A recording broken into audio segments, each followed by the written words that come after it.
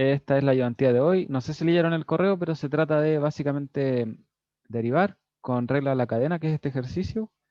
Luego vienen algunos de diferenciales y finalmente secciones cónicas, principalmente hipérbolas. Entonces vamos a partir con el más fácil, que es derivar nomás, con regla de la cadena. Ya, entonces aquí la magia de este ejercicio en realidad es que tienen mezcla de dos propiedades que son como las más largas de aplicar. La primera es la del cociente y la segunda es la de la multiplicación. ¿Por qué? Porque si se fijan arriba, si nosotros descomponemos esto un poquito, yo espero que lo hayan hecho en todo caso, tenemos x más 1 elevado a un medio, que sería la raíz, 2 menos 5 elevado a 5, y esto está dividido por otro polinomio. Entonces, si queremos derivar esto, nos fijamos que arriba tenemos una multiplicación de polinomios y abajo tenemos otro polinomio, por lo que habría que aplicar la regla del cociente. Hasta ahí todos me siguen, ¿verdad? No estoy hablando nada extraño. Sí, ya bacán. Por ahora bien. Entonces, para hacer la derivada, ¿yo cómo lo hice?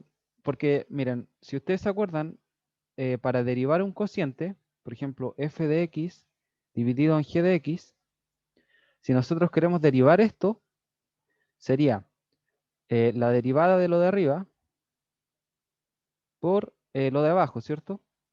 Menos, voy aquí, así, ya, menos lo de arriba sin derivar por lo de abajo derivado.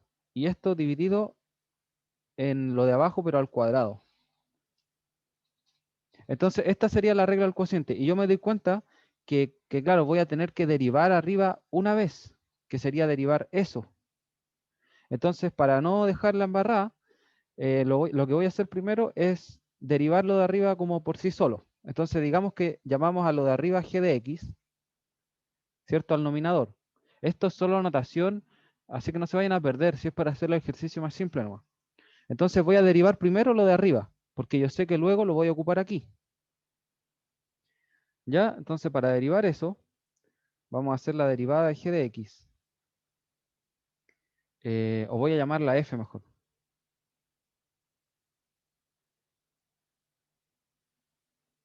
¿Ya? Pero es esa f, no la f como esta vamos a llamar la f mayúscula. ¿Ya? La f chiquitita va a ser esa. Entonces, para derivar, ¿qué hacemos? La regla de la multiplicación es la derivada del primer componente, que sería un medio de x más 1, ¿cierto? Y arriba me queda menos un medio, multiplicado por el segundo. ¿Se ve el puntero o no? No. Por el segundo. Este es el segundo y este es el primero. Entonces, derivo el primero, lo multiplico por el segundo, que es el segundo queda igual, más el primero sin derivar, queda igual por el segundo derivado. ¿Cierto? Baja el denominador, lo de adentro queda igual, y esto queda elevado a 4. Pero aquí hay una salvedad, porque, ¿qué noté ahí? 2 menos 5. Era 2 menos x. Ya. Lo bueno que están atentos. Ya, a ver, entonces, ¿qué hicimos? Derivamos primero lo de arriba. Entonces, la derivada de lo de arriba sería el 1 derivado por el 2 sin derivar, más el 1 sin derivar por el 2 derivado. Pero recuerden que cuando derivamos este polinomio, este 2 elevado a menos 5, es el 5 baja, ¿cierto? Esto le restamos 1. O sea, nos va quedando 5, 2 menos, 5, menos x. Dale con anotar 5 aquí. Elevado a 4 por la derivada de lo que está aquí adentro del paréntesis. Y la derivada de lo que está dentro aquí sería menos 1. Entonces aquí iría un menos 1. ¿Ok? Para que no se pierdan y no se olviden.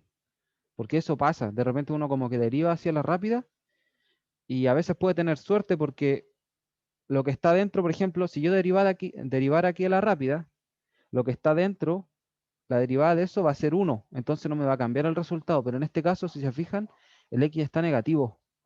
Entonces, si yo derivo lo de adentro, me va a salir ese menos 1 y sí me va a cambiar el resultado. Para que lo tengan en consideración. ¿Ya? Entonces, ¿qué hicimos ahora? Obtuvimos la derivada de esto de aquí arriba. ¿Ya? Y ahora podemos seguir con el ejercicio un poco más simple. ¿Por qué? Ahora vamos a derivar todo. Entonces, la derivada completa, ¿cómo sería? De la f grande, que es lo del ejercicio. Sería la derivada de lo de arriba, ¿cierto? La derivada de esto. Ah, pero eso ya lo tenemos. Y la llamamos f chica de x, ¿cierto? Que sería todo esto que está aquí. Todo eso que está ahí sería esto que está acá. Por la g de x, que es lo de abajo, eso queda tal cual, elevado a 7, menos el f de x, que es la parte de arriba, que eso queda tal cual esta vez, entonces quedaría x más 1 elevado a un medio por 2 menos x, ¿cierto? Elevado a 5, por la derivada de lo que está abajo, que eso sería 7x más 3 elevado a 6, ¿cierto? Esto es lo de abajo, el denominador. Y ahora todo esto tiene que estar dividido en el denominador, pero elevado al cuadrado. Por lo tanto, me queda así. Ya, hasta aquí alguna duda.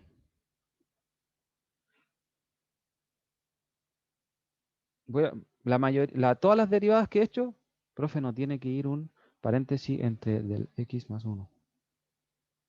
¿Dónde está el x más 1? Este. Sí, ese. Porque como es negativo, ¿para que cambie el signo de todo o no es necesario? Mm, no, es que no es tú decís como que es que este no es negativo, por lo que es negativo es como todo esto. Sí, Ah, a eso me refería. pero es que como está multiplicando da lo mismo. Si estuviéramos Ah, suma, ya. aquí sería diferente. Ahí habría que hacer lo que dices tú. Pero como está Ah, ya, profe. multiplicando, Gracias. está bien, bacán. A ver, ya miren, yo supongo que todos me van siguiendo, pero voy a explicar algo. Recuerden que para derivar polinomios, ¿cierto? Si tiene un denominador, digamos, n, la derivada de esto sería el n baja, o sea, nos queda n x más 3 elevado a n menos 1, y esto multiplicado por la derivada de esto, ¿ok? Y la derivada de esto sería derivar el x y la constante, pues. Derivar el x sería 1 y la constante sería 0. Entonces al final la expresión nos queda n x más 3, chuta, elevado a n menos 1. ¿Por qué explico esto? Porque todas las derivadas que hicimos es esto básicamente, solamente que yo la hago un poco más rápido porque doy por hecho que ya como que ese tipo de derivadas lo conocen bien, po. No hay derivadas del arseno ni esas cosas que son más fórmulas. Ya, entonces, suponiendo que todos me siguen, estamos aquí. Ahora nos damos cuenta que este factor, x más 3 elevado a la 6, a ver, lo tengo repetido acá, po, ¿cierto? En la de esta f chica, a ver, la voy a marcar con otro color. Esta f chica derivada es todo lo que está aquí, pero esa no tiene x más 3, entonces no me preocupo. Ahora, ¿por qué les marco esto en rojo? Porque esto lo podría factorizar y, y lo podría simplificar con el denominador, po. Entonces factorizo por x más 3 elevado a 6, o sea, factorizo por esto, y al final me va a quedar uno solo, me va a quedar así. La derivada de x por x más 3 solito,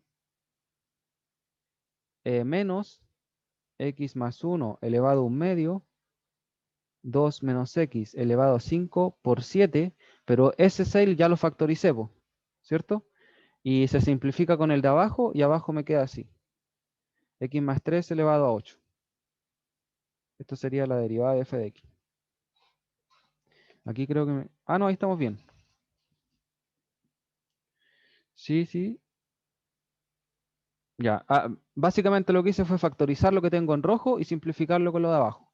Nada extraño. Ahora, en este punto, ya no hay nada que simplificar, o en realidad no vale la pena empezar a trabajar en cómo simplificar algo, porque ¿qué nos pide el ejercicio? Nos pide la derivada evaluada en 1. Entonces yo ya en este punto, incluso en el punto anterior aquí, yo pude haber evaluado, pero simplifiqué para hacerlo un poco más simple. Entonces ahora vamos a evaluar en 1, ¿ya? Esto nos va a quedar, la derivada de lo que nos están pidiendo sería f' evaluado en 1 por 4, ¿cierto? Que sería evaluar aquí, menos la raíz de 2, aquí nos queda un 1 por 7. Y todo esto dividido en 4 elevado a 8. ¿Ya? Ahora, esta expresión de aquí sería evaluar aquí, ¿cierto? Recuerden que tener esto que yo tengo aquí es como tener todo esto que tengo en verde, todo esto, pero abajo. Entonces, yo lo hice separado para ahorrarme pega nomás. Entonces, ahora al evaluar el 1 en esta expresión de aquí arriba, me va a quedar, bueno, para ahorrarles la lata, me va a quedar 19 dividido en 2 raíz de 2. ¿Ya? Ese resultado es de evaluar aquí. Aquí, hoy que lo tengo rayado. ¿Cierto? Ahí evalúo el 1 en el X y todo lo demás. Y nos va a quedar ese menos 19 multiplicado por 4 menos la raíz de 2 por 7 dividido en 4 elevado a 8. ¿Ya?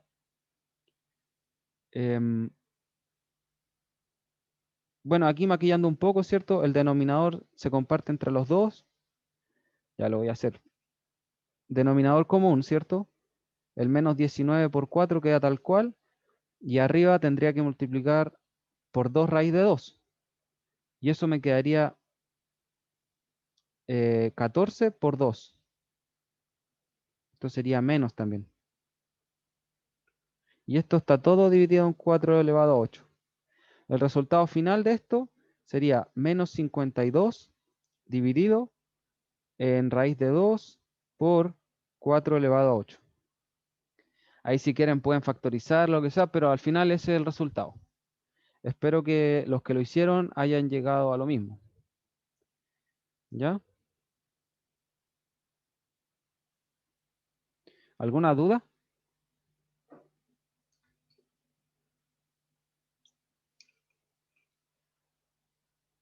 Todo claro, profe. Ya, bacán. Sí, sí, este ejercicio era rápido. Ahora vamos a pasar al segundo. Ah, sí, este estaba más simpático. Ya miren, se los leo, aunque lo tienen ahí para leerlo.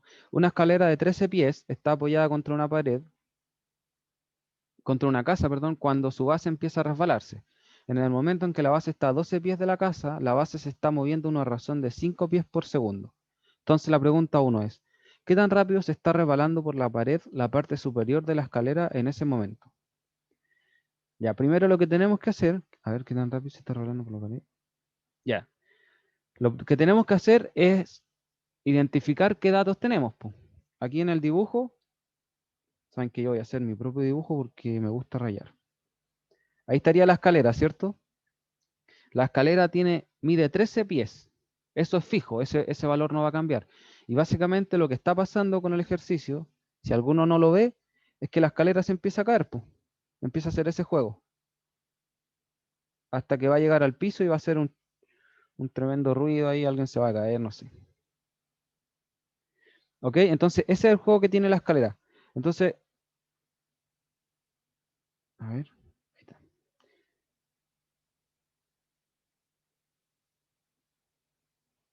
Oh, mis dotes artísticos están oxidados. Ya, ahí está la escalera, ¿cierto? La pared. Ahora, ¿por qué nos colocan ahí X de T y nos colocan Y de T?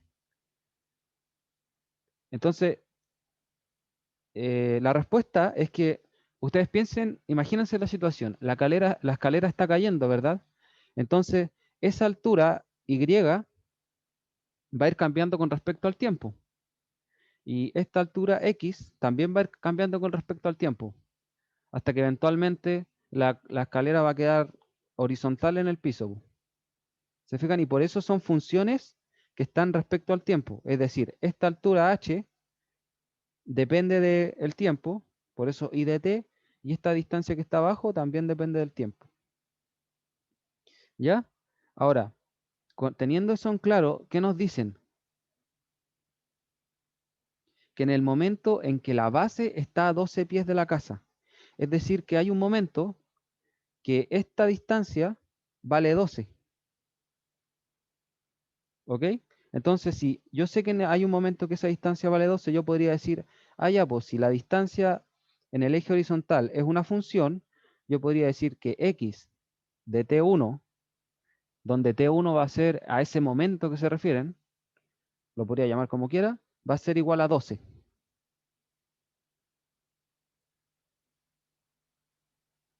¿Ya? Y además nos dicen que la velocidad con la que se está moviendo la escalera en el eje X en ese momento, es decir, el T1, voy a colocarle aquí el momento, así como que hablan de el momento, y dice a una razón de 5 pies por segundo. Entonces, si ustedes recuerdan la clase pasada, cuando hablamos de las derivadas, dijimos que cuando teníamos un gráfico de posición, ¿cierto? Con respecto al tiempo, cuando nosotros obteníamos la derivada de eso era básicamente delta I dividido en delta X, que es lo mismo que decir metros partido por segundo en este caso, en realidad es irrelevante, es distancia partido en tiempo, y esto es también conocido como la velocidad. Entonces, ¿qué me dice eso? Ah, ya, pues, eso me dice que si yo derivo esta cosa en el momento, ese resultado va a ser 5. Ya, ahí eso todos lo tienen claro, ¿no? ¿Todos entendieron la lógica? Aquí me quedó medio ordinario el dibujo, pero espero que se entienda.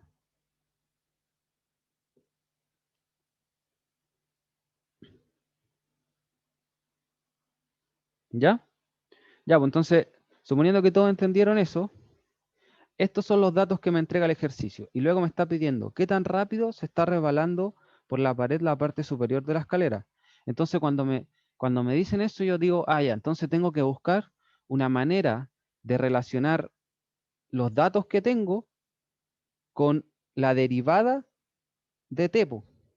¿Por qué? Porque me dicen qué tan rápido se está resbalando la pared por la parte superior de la escalera. ¿Y cuál era la parte superior? Era el I de Tepo. Esa altura, ¿cierto? Depende del I de t.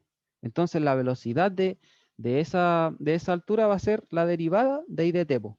Entonces tengo que buscar cómo relacionar eso. ¿Cómo relaciono?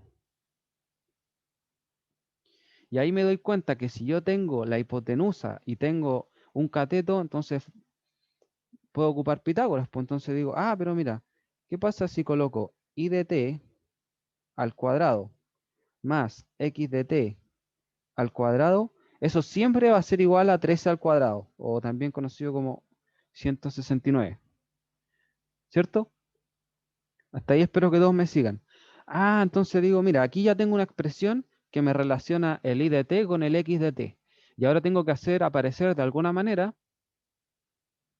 la derivada del I de t. Ya, pues entonces, ¿qué hago? Derivo, pues. Entonces, miren, esto es algo importante. Esto es algo que puede ser nuevo para ustedes, que es derivar con respecto a una variable que no sea la X. Miren, porque haciendo un paréntesis, si ustedes le colocan, por ejemplo, les dicen, ya miren chiquillos, tienen la función f de x igual a 4x cuadrado más, no sé, x. Ya, y a ustedes le dicen, oigan, deriven. En un ejercicio cualquiera, deriven esta función. Ustedes dicen, ya, pues está re fácil, miren. Voy aquí, la derivo, el 2 pasa, baja, ¿cierto? Multiplicando, me queda el x solito, y aquí me queda un 1. Y ahí tenéis tu derivada. ¿Ya? Ahora recuerden que esto es notación y es lo mismo que decir la derivada de y con respecto a la derivada de x, ¿cierto? Entonces, ¿qué me dice esto? O en realidad, una visión de lo que está pasando realmente es que esta función ustedes la pueden escribir como y igual a 4x cuadrado más x, ¿verdad? Y yo derivo a ambos lados con respecto a x. Entonces, ¿qué va a pasar? A la izquierda me va a quedar dy dividido en dx, ¿cierto? Porque eso que va adentro va a ser esa y. Pero al lado derecho me va a quedar d dividido en dx y lo que va adentro sería esto, po. Se fijan que lo que hacemos normalmente, es decir, esto, es lo mismo que yo estoy anotando acá abajo, solo que abajo es como el desarrollo. Es como cuando en el liceo les decían, o en el colegio en realidad, si está dividiendo, pasa multiplicando al otro lado, ya, es como la misma idea. Aquí, si es que aparece la derivada, es porque yo derivé a ambos lados. Ya, pues, y esto es distributivo, es decir, que me va a quedar dy en dx va a ser igual a 4x cuadrado en dx más x en dx, realidad de x. Si aquí te queda como así. Ahí. Ya, pues esto se transforma en un 1, que es lo que teníamos antes. Y si nosotros derivamos la x con respecto a x, es hacer lo que hacemos siempre nomás, pues. Es bajar esto multiplicando y bueno, el denominador le restamos 1, nos queda así. Y ahí está, pues. Esta sería como la visión más desarrollada de lo que hacemos siempre. Ahora, ¿por qué les muestro esto? Porque aquí a la izquierda tenemos que hacer lo mismo, pero esta vez va a ser con respecto a t. Es decir, que va a ser d en dt. Porque la variable independiente, por decirlo así, es la t, pues no la x en este caso. Entonces, ¿qué pasaría? Derivo a la izquierda con respecto a t, o sea, me va a quedar d en dt, di en t cuadrado, ¿cierto? Más d en dt por x en t cuadrado. Y a la derecha me va a quedar la derivada de una constante. Por lo tanto, eso va a ser 0. ¿Ya? Luego, como esta y esta dependen de t, yo solamente derivo normal, po, ¿cierto? Porque, bueno, quédense con eso porque a uno les pasan derivadas implícitas a ustedes, ¿cierto? Ahí, cri, Si mal cri. no recuerdo, creo que aún no. Ya, miren, pero no se compliquen. Si yo derivo una función que tiene como variable independiente la x, o en realidad en este caso la t, y yo la derivo con respecto a t, yo derivo normal.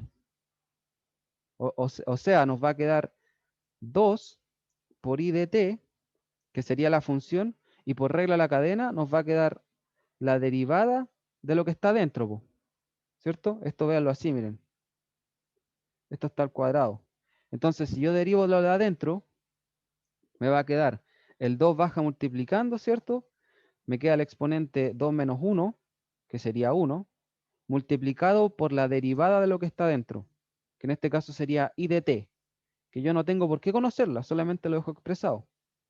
Y a la derecha lo mismo, ¿cierto? Aquí esto está al cuadrado. Si yo derivo esta expresión con respecto a la misma variable, es decir, la t, derivo normal. Entonces el 2 baja multiplicando, ¿cierto? El x de t, esto está elevado a 2 menos 1, y multiplicado por la derivada de lo que está dentro, que sería x de t. Y esto igual a 0. ¿Ya? Para maquillarlo un poquito, ¿qué tengo?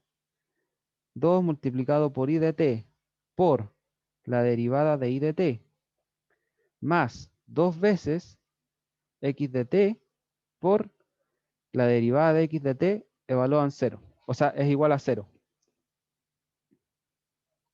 Esa es la expresión que obtuve al derivar esto.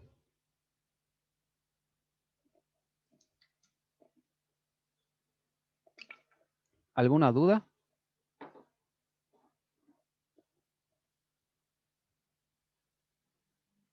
Sí, miren, si les complica esto de la t, imagínense que aquí hay un x nomás y aquí esto una x.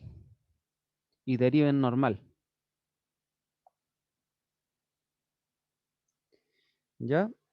Eh, bueno, x de t y de... Ya. Entonces llegamos a esta expresión.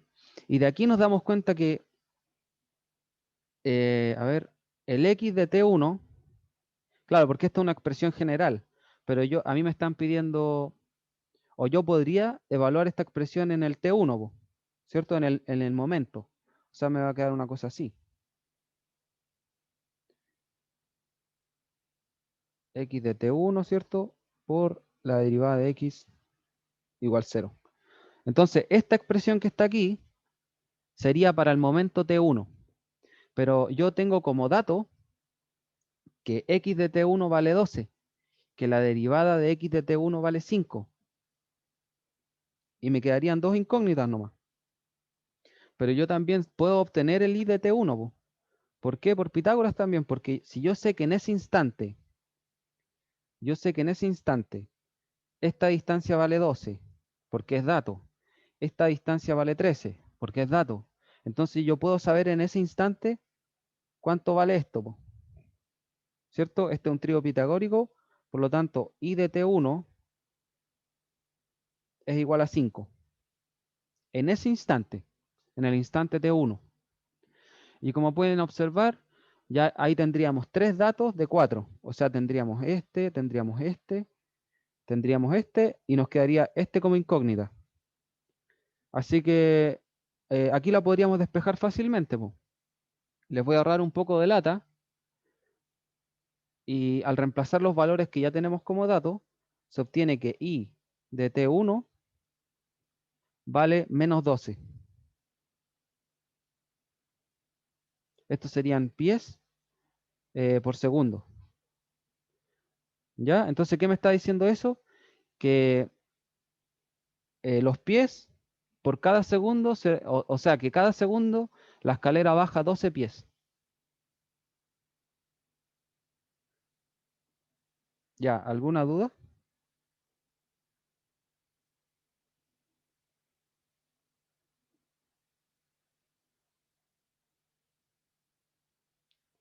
Ya, bacán. Yo espero que todos hayan hecho el ejercicio, ¿ah? Si no hay dudas,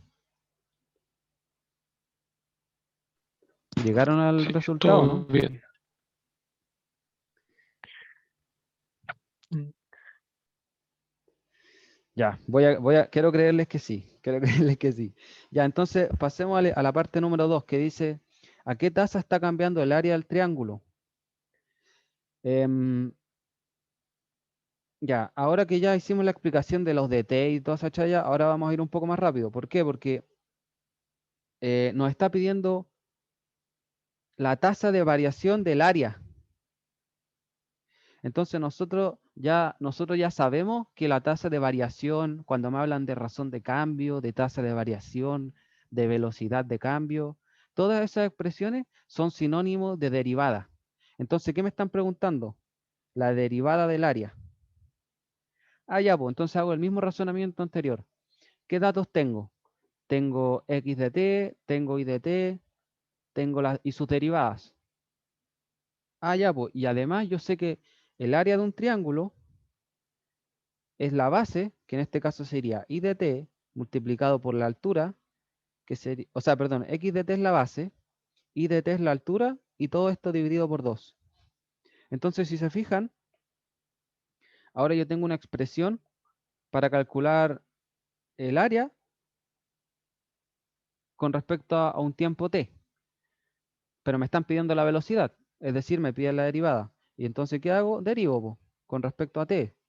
Entonces, a la izquierda me va a quedar la derivada de t, y a la derecha me va a quedar, arriba tengo una multiplicación, por lo tanto sería, ya, es un medio, para que no me esté molestando, lo voy a dejar como pegadito a esta expresión, para no confundirme con eso.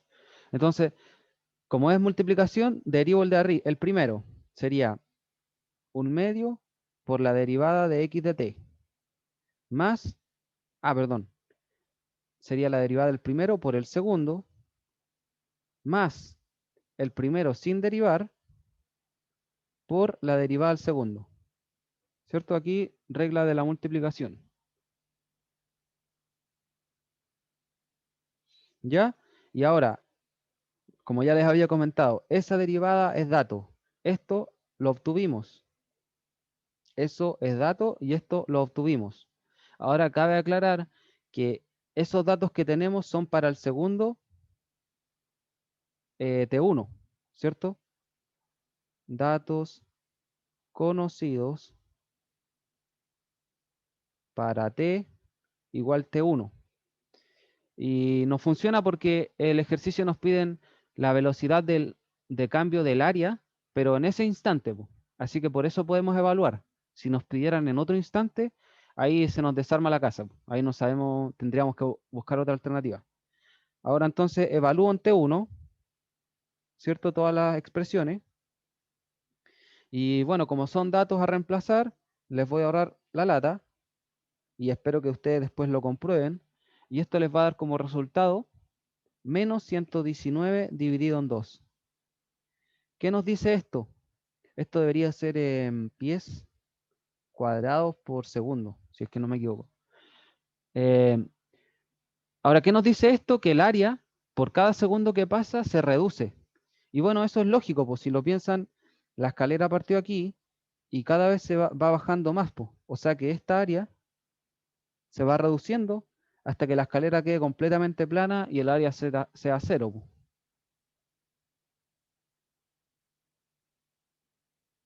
¿Ya?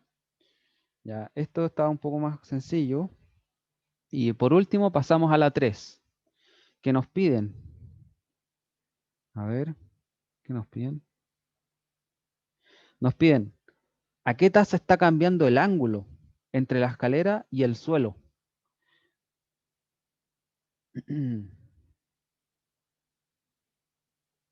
Profe, no entendí por qué el área le dio negativa.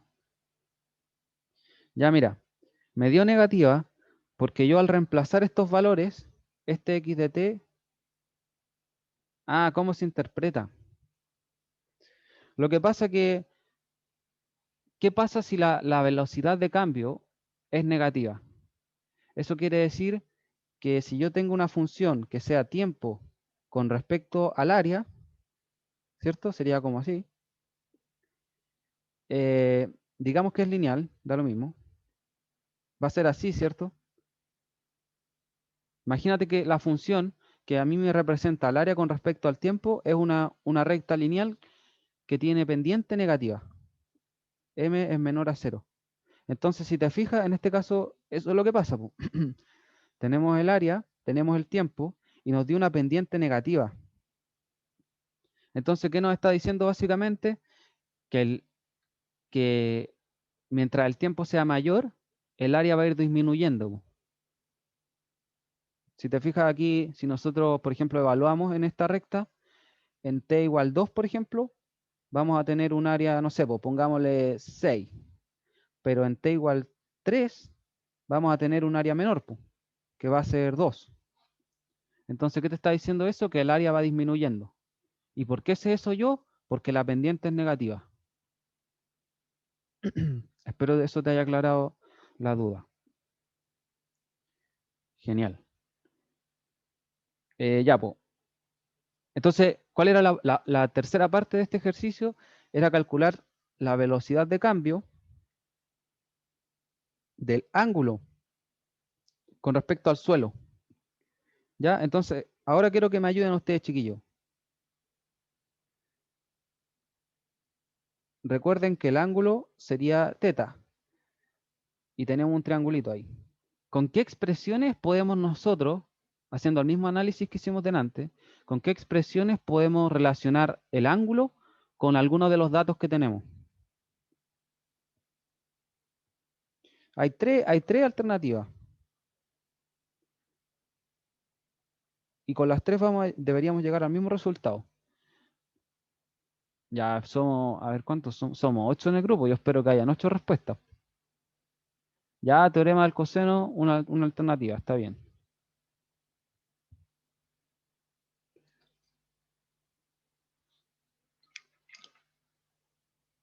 ¿Quién más se tira a la piscina?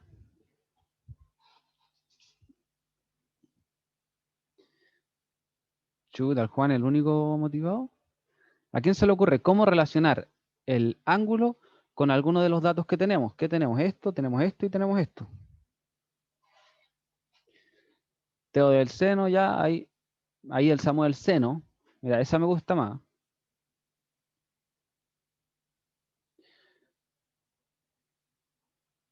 Sí, el seno. Ya, miren, la verdad es que hay hartas alternativas. De hecho, 3 no era correcto, pueden ser más. Porque yo pensé solamente en ángulo. Estaría el seno, estaría el coseno, estaría la tangente. Y bueno, el teorema del seno, del seno sería. mm, a ver. Creo que en este segundo igual se puede porque nosotros conoceríamos ese ángulo. Entonces el teo del seno y en ese caso el teo del coseno. Igual podrían ser todas alternativas para relacionar el ángulo con los lados, po. Y es bueno que ustedes vayan barajando todo esto, porque la idea es que en su mente ustedes digan, ya, ¿qué alternativas tengo? ¿Cuál es la más simple? ¿Cuál puedo usar? En este caso yo usé el seno, porque encontré que era más fácil. En realidad ni barajé la idea de los teoremas, porque dije ya, seno, ¿qué es el seno? El seno del ángulo va a ser igual al cateto opuesto, que en este caso sería I de t, dividido en la hipotenusa, que es constante. Y entonces yo dije, ah, ya estoy listo. ¿Por qué? Porque miren, si yo derivo esto con respecto al tiempo, me va a quedar la derivada del seno.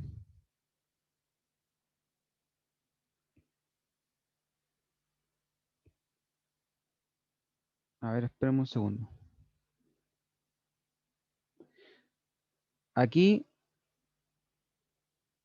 tenemos que hacer un pequeño arreglo. Miren, esto era, dijimos que era seno del ángulo con respecto al tiempo, porque el ángulo depende del tiempo. Entonces tenemos esta expresión, perdón.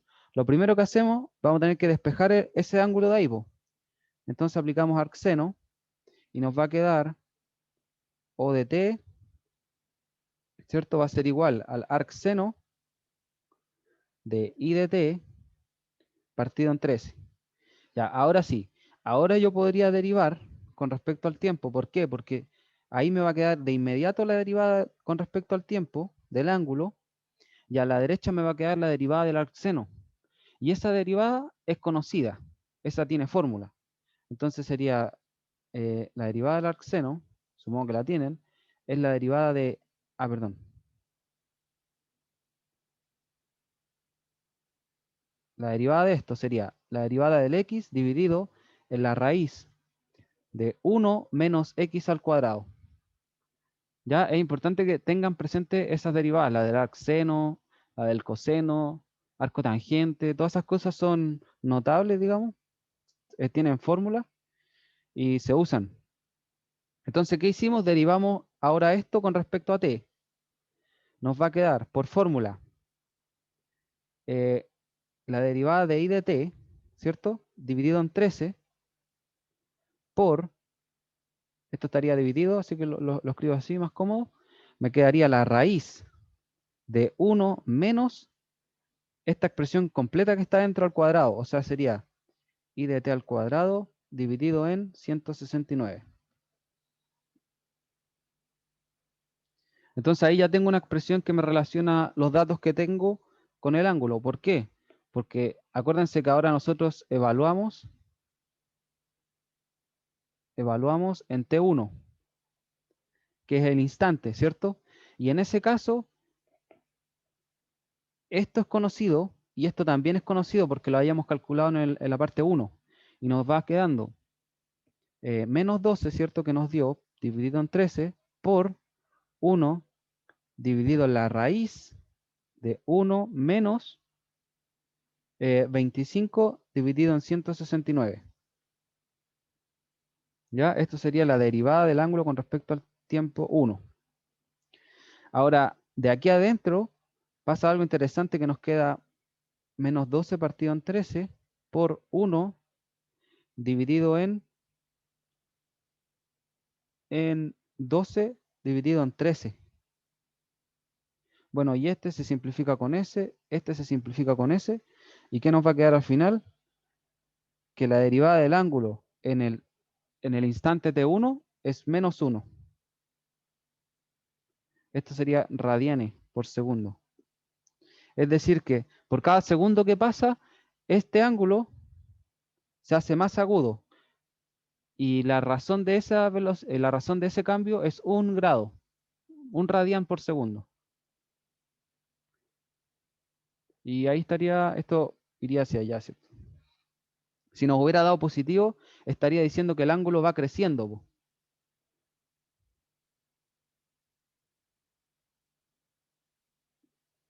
Ya.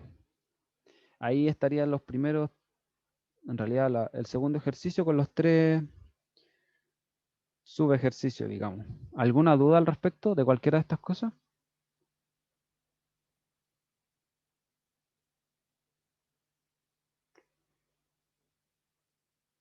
Ya Todo nomás. claro. Ya bacán. Voy a pasar al ejercicio 4, que es más largo y tiene más materia. El 2, el 3 es una idea nomás y sale. Así que voy a ir al ejercicio número 4, que habla de lugares geométricos, que esto no lo habíamos tratado en ninguna ayudantía en realidad. Ahora, tenemos esta expresión. Bueno, primero, un pequeño resumen de cuáles son todos los lugares geométricos que entiendo les pasan a ustedes. El primero sería la circunferencia. Segundo sería elipse, que pueden ser así o pueden ser así. Las hipérbolas, que pueden ser de esta manera, van en pares, van en pares. Esas en negro van juntas, ¿cierto? Y las que van en rojo también van juntas. Y las parábolas, que esa es más conocida, po, que pueden ser en cualquiera de estas 4 direcciones. Eso es todo lo que les pasa, según entiendo. Y este ejercicio se trata básicamente de hipérbolas, que serían estas de aquí. Ahora, cada una de estas expresiones tienen sus fórmulas asociadas y lo que significa cada cosa. Es importante que eso se lo aprendan, las formas de cada una y sus características, porque si es que hay una pregunta del certamen, se relaciona con eso. Y apréndanse bien eh, como la descripción de la forma de las secciones cónicas. Por ejemplo, en esta clase yo les voy a explicar un poco de la hipérbola. ¿Qué hace que una hipérbola sea una hipérbola, po? Entonces, miren,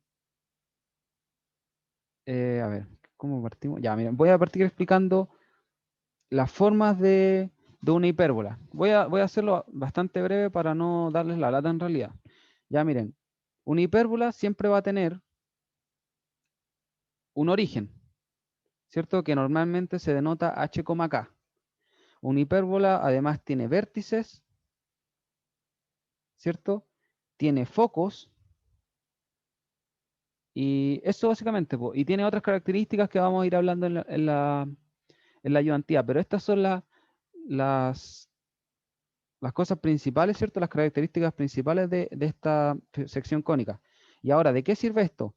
Una sección cónica viene aquí y pasa por el vértice. O sea, perdón, una alita de la hipérbole. Y aquí viene la segunda.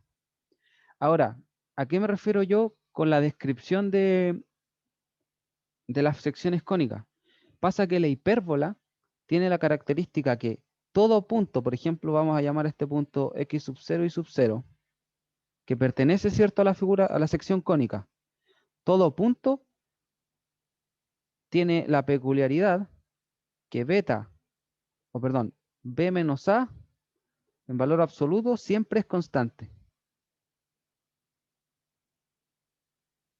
Entonces, cualquier puntito, por ejemplo, este puntito de aquí, si yo tomo esta distancia del puntito, vamos a llamarlo x1, y sub 1, del foco a ese puntito y de ese puntito al otro foco, la resta de estas distancias siempre va a ser constante.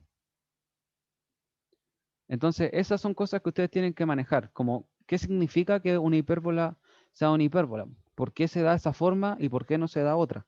Y cada una de estas tiene sus explicaciones, po. La de las elipses tiene que ver con los focos también, que son muy parecidas. Ya, entonces, espero que no hayan quedado dudas y si quedaron, me las comentan. Teniendo eso claro, nos preguntan, hallar los valores de K para los cuales el lugar geométrico representa una hipérbola. Entonces, esto es por materia. Nosotros sabemos que la fórmula para una hipérbola va a ser de esta manera. Aquí a cuadrado menos I menos K al cuadrado dividido en B cuadrado, y esto va a ser igual a 1. Son dos fórmulas. I menos K al cuadrado menos X menos, perdón, aquí es H. H, K al cuadrado. A ver. El I siempre acompaña, la K siempre acompaña el I y el X siempre acompaña el H. Sí, ahí está bien. Pero el A es el que podría cambiar. Ya, estas son las dos fórmulas que tenemos para una hipérbola. Ahora, ¿por qué las fórmulas son importantes? Porque si nosotros, no sé, oye, nos dan una expresión y tiene, por ejemplo, aquí un más, ahí nos cambió de inmediato la sección cónica que estamos trabajando. Esa sección cónica que tiene un más, o que las dos expresiones, tanto esta como esta, tienen un más, son elipses, ¿cierto? Si es que, por ejemplo, tuviéramos el x al cuadrado, pero el y elevado a 1, esto sería una parábola. ¿Se fijan? Entonces, si por ejemplo este denominador y este fueran 1, eso sería una circunferencia. Entonces, pequeños detalles que ustedes tienen que aprender a identificar pueden hacer la diferencia entre que estén haciendo un ejercicio trabajando con hipérbola o con elipses. Entonces, estas son las fórmulas para la hipérbola. Ahora, ¿cuál es la característica principal? Está igualada a 1. Eso es súper característico. Por ejemplo, la parábola y la circunferencia puede que no esté igualado a 1, sobre todo la circunferencia. Y la otra característica principal es que aquí hay un signo menos. Es decir, que el X tiene un signo menos o el Y tiene un signo menos. Ahora, ¿cómo cambia esto en los gráficos? Si es que el Y tiene un signo menos, entonces la hipérbola abre así. Y si es que el X tiene un signo menos, la hipérbola abre al otro lado. Es como que el signo positivo manda. ¿Por qué? Porque el signo positivo aquí, en la expresión 1, ¿dónde está? En el X. Por lo tanto, la hipérbola abre hacia el eje X. En cambio, en la expresión número 2, el signo positivo, ¿dónde está? En el Y. Por lo tanto, la expresión, o sea, la hipérbola abre en el eje Y. Ya. Ahora, ¿por qué yo les decía que el A cambia? Porque si se fijan en la primera expresión, el A está con el X y en la segunda el A está con el Y. Entonces, ustedes se preguntarán, oye, ¿pero qué onda? Y la respuesta es que el A, aquí vamos a poner aquí está el centro, ¿cierto? El centro es H, K. Eso se me olvidó explicar. Aquí esta expresión dice X menos H y SH es la coordenada X del centro, po. Ahora, ¿qué pasaría si aquí hubiera un más? Significa que la coordenada en realidad es negativa, po. La fórmula manda. Es decir, que si les aparece un más ahí, significa que tienen que arreglar la fórmula para que les quede un menos. Y ahí les va a quedar el signo de la posición del centro, ¿cierto? Ya, entonces, ¿qué les estaba comentando? Ah, ¿por qué cambia el A? Porque el A es la distancia que hay desde el origen al vértice, ¿cierto? Pero el vértice siempre va a tener que ver con hacia dónde abre la hipérbola, po. ¿Se fijan? Si es que estoy en el eje Y, el A va a ser desde el origen hasta el eje y va a ser vertical. Y si estoy en el eje X, el A va a ser desde el origen hasta el vértice, pero en el eje X. ¿Ya? Es más que nada notación, básicamente. Y tienen que aprender qué significa cada cosa, po. Pero básicamente eso, po. El A solito, ¿cierto? Es la distancia desde el origen hasta el vértice. Ya, dicho eso, dicho todo eso, ahora vamos al ejercicio. Dice, nos dan ese lugar geométrico, que es una expresión media larga, y nos dicen hallar los valores para los cuales el lugar geométrico representa una hipérbola. Es decir, que tenga alguna de estas dos formulitas. Entonces nosotros, a ver, anotamos la expresión, ¿cierto? Más 9 menos k, si es que me equivoco me avisan, y al cuadrado, esto va a ser igual a 5 menos x, o sea, perdón, menos k, y 9 menos k. Ya, esta es la expresión y tenemos que arreglarla para ver qué figuras, para ver qué sección cónica nos da. Ya miren, aquí está claro que no vamos a poder hacer de ninguna manera que esto sea... Ah, no lo estoy leyendo. Si nos piden una hipérbola, tendríamos que esto transformarlo en un 1. Es decir, voy a dividir 1 sobre 5 menos k y 9 menos k. Ahora, de hacer esto, que es obligatorio para que se forme una hipérbola, me nacen dos restricciones. Es decir, que x, o sea, k, perdón, no puede ser ni 5 ni 9, porque como estoy dividiendo, entonces al hacer esta división me va a quedar así. 9 menos k más y cuadrado 5 menos k igual a 1. Aquí estamos. ¿Ya? ¿Alguna duda hasta aquí? No creo, po. Ahora quiero que alguien se ponga la capa y me diga ¿cómo podemos identificar los valores ahora? ¿Alguna idea? Mientras que tomo agüita.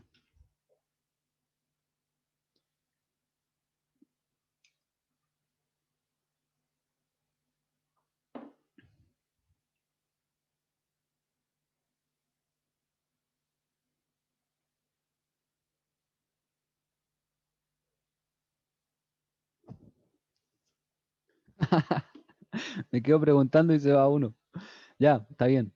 Ya miren, ahora, ¿qué pasa? Que nosotros tenemos que encontrar restricciones para los valores, ¿cierto? Entonces, la idea lógica es decir, ya miren, para que esto sea elipse, o sea, perdón, hipérbola, aquí tiene que aparecer un signo negativo, pero solamente una tiene que ser negativa y la otra tiene que ser positiva, ¿ya? Entonces, yo digo, a ver, para que pase eso, lo de arriba no tengo cómo, porque como están elevadas al cuadrado, siempre van a ser negativas, o sea, positivas, perdón. Por lo tanto, lo que podría cambiar el signo son estas dos expresiones de aquí, po. Entonces, ¿qué me dice eso? Que voy a aplicar materia antigua, voy a decir una tablita de valores nomás. Digo, a ver, 5, 9, infinito. Aquí no voy a entrar en mayor detalle, ¿cierto? Y aquí, chuta, llegó el cartero. Ya, y aquí tendríamos esta expresión, o sea, la tablita, perdón, donde el 9 es positivo desde el 9 hacia la izquierda, perdón, y el 5 es positivo hacia la izquierda también. ¿Por qué? Acuérdense que cuando el signo es negativo, se cambia el orden de los signos. ¿Ya? Entonces me queda esta expresión. ¿Y qué me doy cuenta aquí? Que entre menos infinito y 5, las dos expresiones siempre van a ser positivas. Entonces, ¿qué voy a tener ahí? Una elipse. ¿Por qué? Porque acuérdense que yo necesito que uno sea negativo. Cualquiera de los dos, pero uno al menos. Y el otro positivo, lógico. Aquí me doy cuenta que los dos son negativos. ¿Qué pasa si los dos son negativos? Eh, Esperemos un segundito.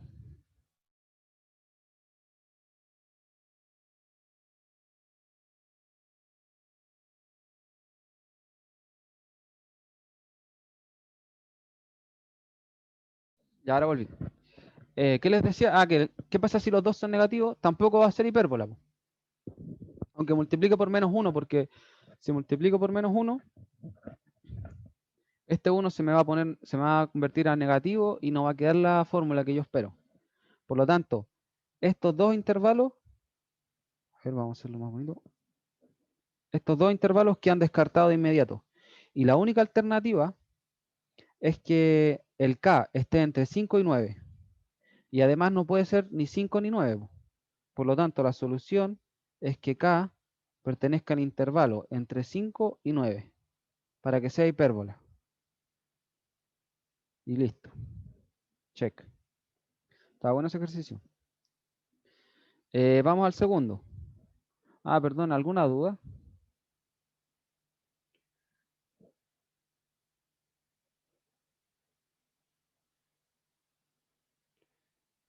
Ya, bacán.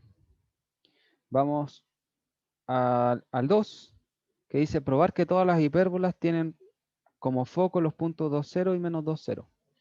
Ya, entonces, para hacer esto, ya, miren, nos tenemos que fijar primero algo importante. Esta expresión que está aquí, esa que nos quedó originalmente, no es una expresión para la hipérbola. ¿Por qué? Porque aquí hay un signo negativo, o sea, positivo, perdón, y yo necesito que eso sea negativo. Entonces, ¿cómo sé yo cuál va a ser la negativa? Porque aquí me doy cuenta que en este intervalo, el 5 menos k siempre va a ser negativo. ¿Ok? Entonces, finalmente, la expresión de la hipérbola me va a quedar, a ver, vamos a ponerlo así, igual a 1. Ya miren, si esto siempre me da negativo, y aquí tengo un más, entonces va a estar bien, ¿cierto? Una vez que evalúe, pero yo necesito que la expresión me quede bien. Entonces, ¿qué podemos hacer? Yo puedo cambiar el orden de esto, ¿cierto? O multiplicarlo por menos 1, como quieran verlo, y dejarlo aquí negativo. Entonces, de esa manera, esto es equivalente a lo que está arriba, ¿cierto? La diferencia es que ahora me apareció un signo negativo y ahora sí tengo la expresión que yo quiero de hipérbola. Ahora, ¿por qué es importante que yo tenga la expresión exacta? Porque hay fórmulas que se relacionan con la hipérbola para obtener los focos, ¿cierto? Para obtener asíntotas y cosas por el estilo. Entonces yo sé que si me están pidiendo, ¿qué me están pidiendo? Perdón, me estaban pidiendo los focos. Ya, los focos tienen fórmula. Y la fórmula de los focos se relaciona con, a ver, vamos a volver mejor al dibujito para que lo vean más claro.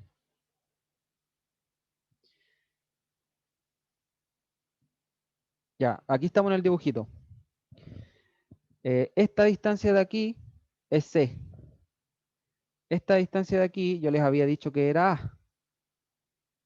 ¿Ya? Y la distancia que hay, chuta, a ver aquí,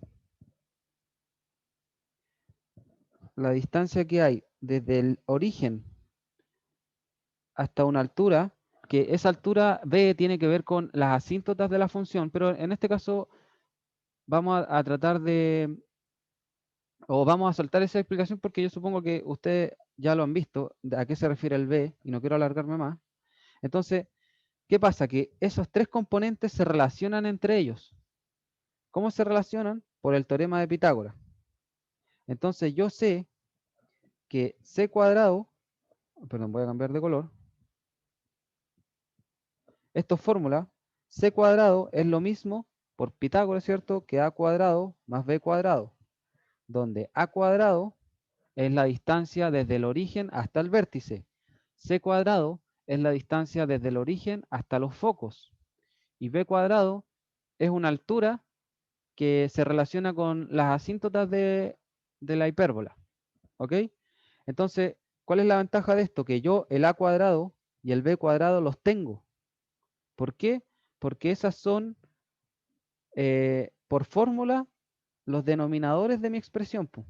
Y por eso yo les decía que es importante que la expresión esté exactamente igual. ¿Por qué?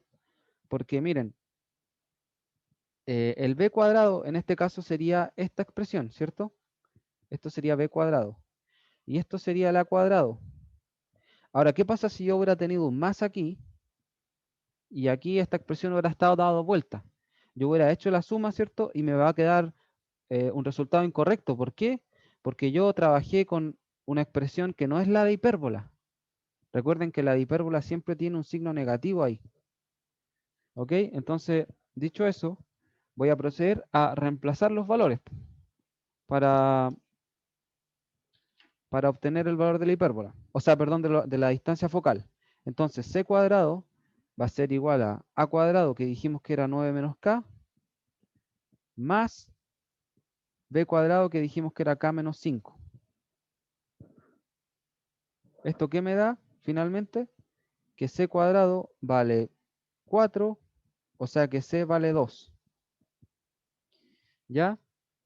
Esa es la distancia focal. Ahora, yo además sé que, como les había comentado antes, si es que la expresión que yo tengo de hipérbola tiene el signo positivo en el x, entonces la hipérbola abre así.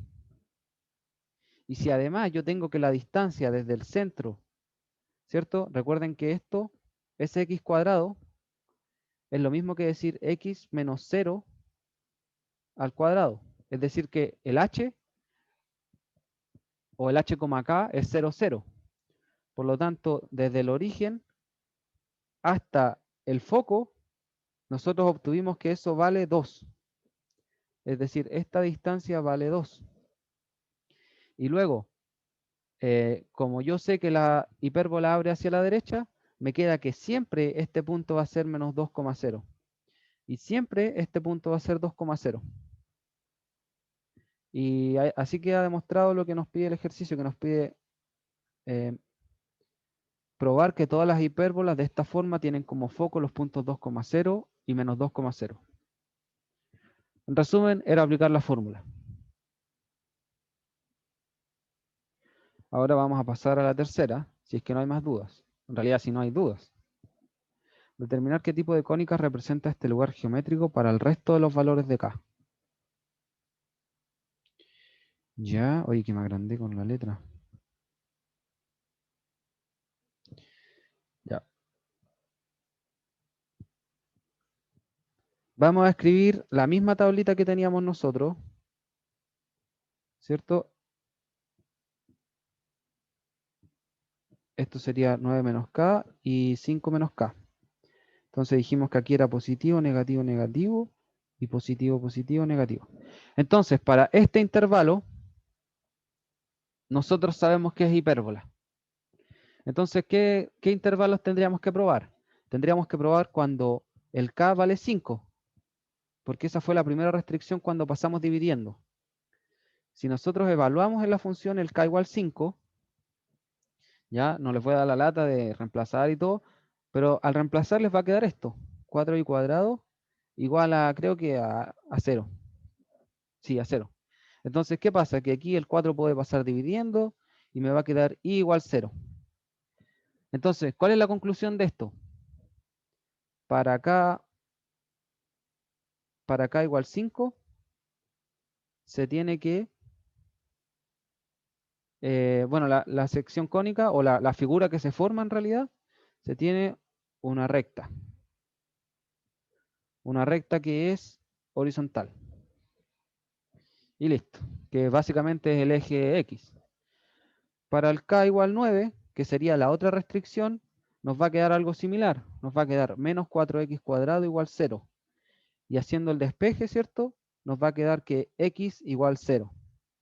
Y que esto es lo mismo que una recta vertical, es decir, el eje Y. ¿Ya? Entonces, volviendo a la tablita, ya tenemos cubierto esta sección que era hipérbola. Este 9 que estaba restringido es una recta. Este 5 está restringido, es una recta también. Entonces, ¿qué intervalo nos quedaría? Cuando, cuando K es menor a 5.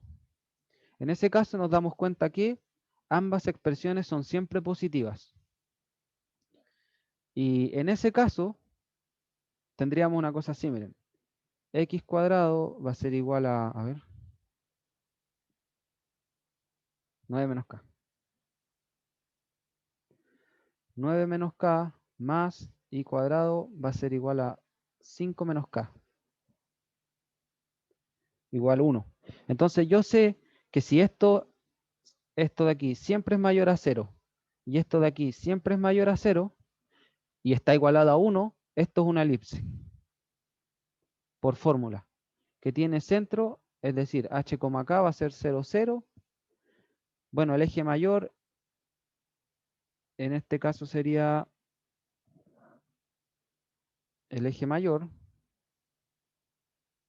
sería la raíz de 9 menos k, y el eje menor,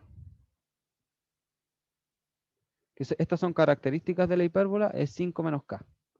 Y ahí está caracterizada la sección cónica que nos daría en el intervalo, esto es cuando k es menor a 5. Y finalmente nos daría cuando k es mayor a 5, o sea, a 9, perdón. Tendríamos que evaluar ese segmento. Pero nos damos cuenta que en ese caso tendríamos ambas expresiones, es decir, esta expresión y esta expresión menor a 0. ¿Ya? Y en ese caso no hay ninguna sección cónica que calce con esa descripción, digamos, que tenga esa fórmula. Por lo tanto, cuando k es mayor a 9, el conjunto es vacío. No hay secciones cónicas que describa esa fórmula.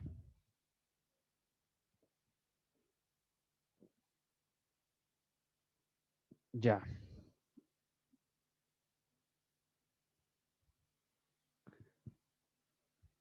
Y finalmente, ya para terminar la ayudantía, nos piden determinar el valor de k de modo que el lugar geométrico sea una hipérbola, tal que una de sus asíntotas es paralela a la recta 2x más 3y menos 1. Ya. Ya miren, vamos a hacerlo rapidito.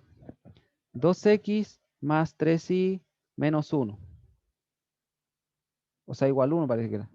A ver. 2x más 3 igual 1, sí. Ya, entonces primero, si queremos saber qué rectas son paralelas, tendríamos que calcular la pendiente de esta expresión. Entonces despejamos aquí, nos va a quedar que y va a ser igual a menos 2/3 de x más 1/3. Ya, esta es la fórmula, ¿cierto?, de la recta. Y aquí m vale menos 2/3. Eso implica que todas las rectas L, o bueno, todas las rectas vamos a llamarlo Y, igual a menos 2/3 más N, van a ser paralelas a esta L que nos da el ejercicio. Y luego, por fórmula, nosotros sabemos que B dividido en A, más menos, perdón, esto va a ser la pendiente de asíntotas de la hipérbola. Ya, eso es por fórmula. Entonces, ¿qué hacemos? Nada, pues reemplazamos solamente y decimos, ¿cuál era el B? El B valía raíz de x menos 5. ¿Y cuál es el A? Raíz de 9 menos k. ¿Cierto? Y esto tiene que ser igual a los menos 2/3, pues, para que sean paralelas. ¿Cierto? Esa pendiente tiene que ser igual a esa otra, para que sean paralelas. Luego aquí elevamos al cuadrado, ¿cierto? Y sin ánimo de dar mucha vuelta, les da que k va a ser igual a 81. Chuta. 81 dividido en 3. En 13, perdón. Y ahí está. Cuando k tiene ese valor, entonces al menos una de sus asíntotas es paralela a esa recta que nos dan, que es la recta L. Y ya está, boludo. Hoy me sentí como un papagayo hoy día. Ya, chiquillos. Eso sería todo por hoy. Los dejo libre para ir a sufrir con la UCM. Hoy voy a parar de grabar.